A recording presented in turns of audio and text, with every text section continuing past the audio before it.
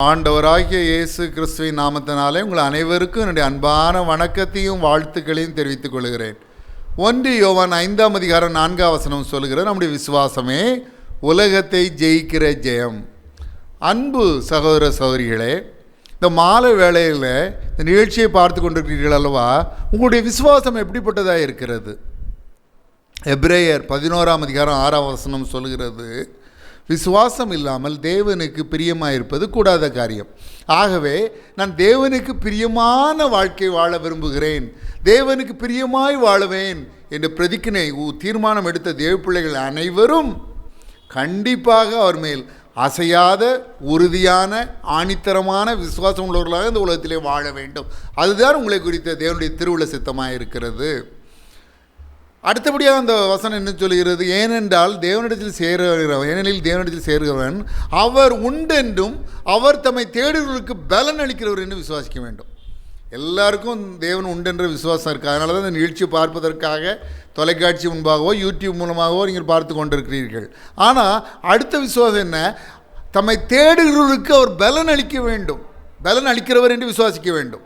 அவர் தம்மை தேடுகிறவர்களுக்கு பலன் அளிக்கிறவர் என்று விசுவாசிக்க வேண்டும். அப்போ தேவனை தேடுகிற தேவ பிள்ளையாகிய எனக்கு தேவன் பலன் தருவார் என்ற விசுவாசம் வேண்டும். நான் அவரை தேடுகிறேன்.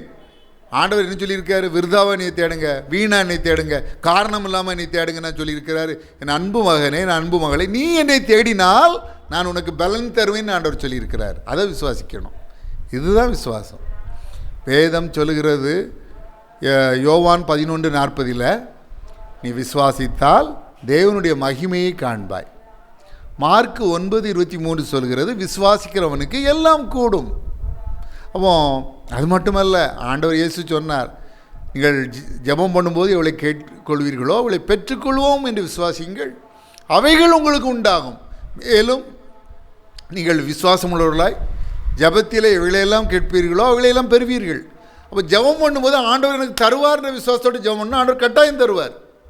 ஜார்ஜ் முல்லர்னு ஒரு தேவ மனிதர் இருந்தார்.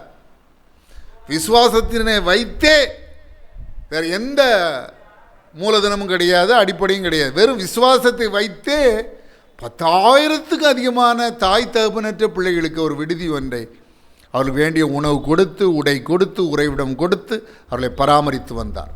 10,000க்கு மேற்பட்ட தாய் தந்தையற்ற பிள்ளைகளை. எதனால்? விசுவாசத்தினால் மாத்திரமே.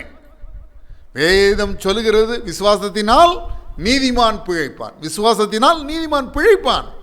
விசுவாசத்திற்கு அத்தனை வல்லமை உண்டு. தேவன் மேல் அசையாத உறுதியான ஆணித்தரமான விசுவாசம் வைப்பதற்கு அத்தனை வல்லமை உண்டு. அது மாத்திரமல்ல, யாக்கோபு 5:15 சொல்கிற விசுவாசமுள்ள ஜெபம் பிணியாளி ரட்சிக்கும். விசுவாசம் உள்ளவர்களாக இருக்கிறீர்களா? உங்கள் விசுவாசம் குறைவுபட்டிருக்கிறதா? அப்படி என்றால், விசுவாசிக்கிறேன் ஆண்டவரே, என்னுடைய அவிசுவாசம் நீங்களுடைய உதவி செய்யும் என்று ஜெபியுங்கள். எங்களுடைய விசுவாசத்தை வர்த்திக்க வேண்டும் என்று ஜெபியுங்கள். உங்கள் விசுவாசம் எப்படிப்பட்டதாக இருக்கிறது? இந்த மாலை வேளையிலே உங்கள் விசுவாசத்தை நீங்களே சோதித்தறியுங்கள். எல்லாம் நல்லதாக நடக்கும்போது 1000 பேசலாம் விசுவாசத்தை பற்றி.